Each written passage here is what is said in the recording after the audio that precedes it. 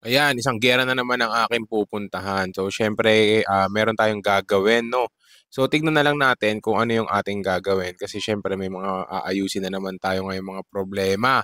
So, ayan, biyahe na ako ngayon papuntang McKinley. So, yung tinatawag nating Binis. So, makikita nyo kung alam nyo to. Kung taga-Taguig kayo, Pembo kayo, alam nyo kayo kung anong mga lugar to. One Campus Place. Kung taga-Embo Barangay ka at pupunta ka ng One Campus Place, alam mo na. Pero natapos na ako doon, di ko na binidyoan. Palabas na ako ng asawa ko. Sana maging matapos na yung problema ko dito dahil di ako makatulog dito, kakaisip talaga. So, syempre, pumunta ako ng Venice, Italy. Ay, dito lang yan sa may McKinley. So, yan, no. So, syempre, kumain na rin ako ng World Chicken, no. So, dalawa kami ng asawa ko dito sa in-order kong tag 220 pesos. Hati na kami dito. So, ito yung mga sauces nila dito. May mga step by step sa pagpili dito. So, syempre, nakibili ko dito yung kanilang tinatawag na inasal chicken, tapos yung yang chow. Pero syempre, nako, pag World of Chicken, malalaman mo na kung anong ibig sabihin yan. Tapos bumili na ako ng pasta, no?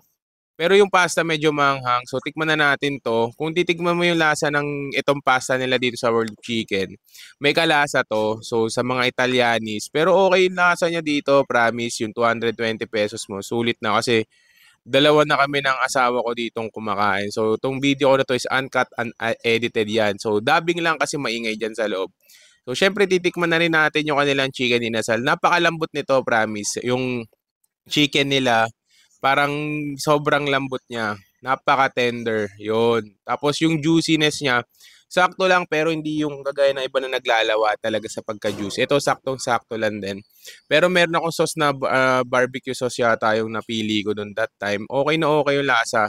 Pero ang World of Chicken kilaran din kasi sila sa kanilang famous chicken, no, yung fried chicken. So may nakita ako ditong Go Time. So kumuha na rin ako dito worth 100 pesos naman yung initial deposit mo para magkaroon ka ng external na Go Time Visa card. So syempre headed na naman kami sa isang meeting namin pupuntahan, no.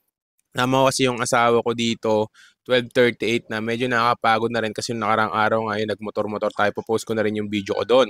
So, nandito na kami ngayon sa may EDSA. So, nakita yung asawa ko may mga kamiting pa rin yan. Ako naman is driving lang, pa-video-video. Nandito na kami sa may Greenbelt 2 kasi yung pupuntahan namin is walang parking.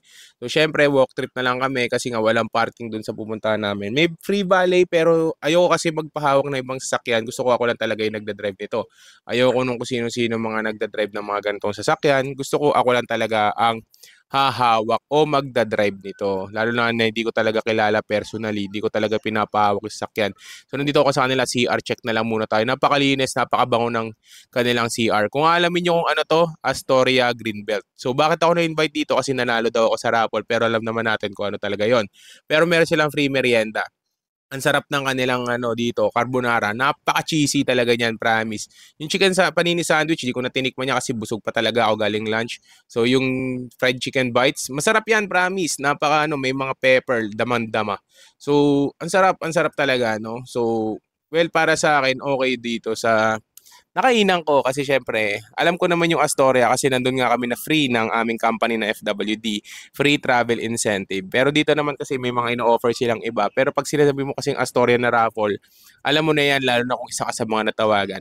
Itong chocolate na natikman ko, itong mini cakes na to is hindi siya matamis. Ito. Yan, ang sarap na ito. Yan. Sarap niyan, promise. Itong strawberry mini cake, walang katamis-tamis, okay na okay. Astoria Greenbelt ang aking napuntahan kasi na-invite nga kami dito at nanalo daw kami sa raffle ko, no. Pero syempre, alam naman natin kung anong sistema nun. Pero yan, headed home na kami. Pero hindi pa pala kami headed home kasi susunduin ko pa na naman si Ramsey. Si Ram kasi is nag-extend hanggang 5:30 noong Thursday kasi meron silang practice sa kanilang role playing. So, kung ano yung sinasabi nyo sa akin, ayan, kita nyo yung ngiting tagumpay na kuha ng asawa ko. Ako yung ngiting iyak dahil ako nagbayad. So, ayan, headed home na kami. Pupunta kami kay Ram para sunduin. So, hopefully, okay itong naging araw namin, naging productive. At nakita nyo, binabasa nyo yung mga kinuha niya. May mga ano siya sa ulo, no, kasi hilong-hilo na siya sa buhay niya. So, ito na naman, kala nyo kung saan ako pupunta. Headed home naman ako ngayon, Kalamama, kasi may kinuha ako. So, ayan, pauwi na ako. Ito, sakay ko ngayon si jet ski. Ayan, pauwi na ako at ako'y nakarating na ng safe. Yan. So, abangan nyo na lang sa mga susunod ko mga voice over kung gusto nyo pa. Bye-bye!